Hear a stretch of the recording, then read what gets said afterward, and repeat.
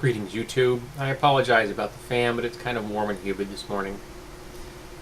It seems that the Creation Museum in Kentucky decided that they need to build an ark for their display. And the goal is to build an actual one-to-one scale wooden ark put together by Amish craftsmen, which I'm sure the Amish craftsmen are going to love, seeing, with the economy being what it is, getting that kind of a job is going to be a real big bonus.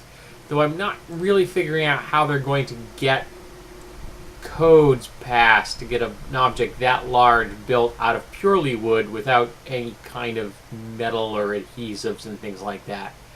That's kind of interesting.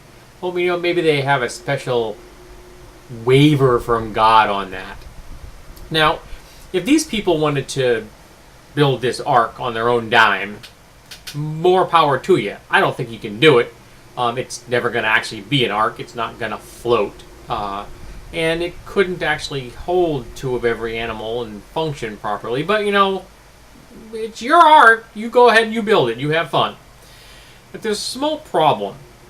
The state of Kentucky is subsidizing the building of this ark in the form of tax breaks and refunds for sales tax. Now, I want you to stop for a second. I want you to let that penetrate your brain. The state of Kentucky is subsidizing the construction of an ark.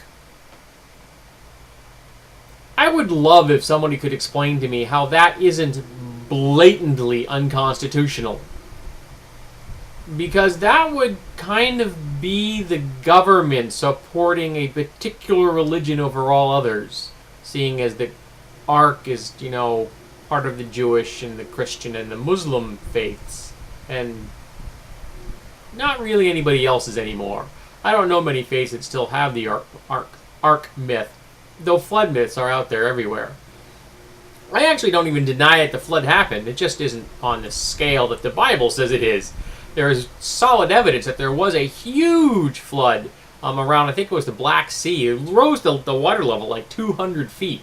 It would have been a catastrophe like nobody's business. The people living around that body of water would have just been literally swamped, flooded, washed away.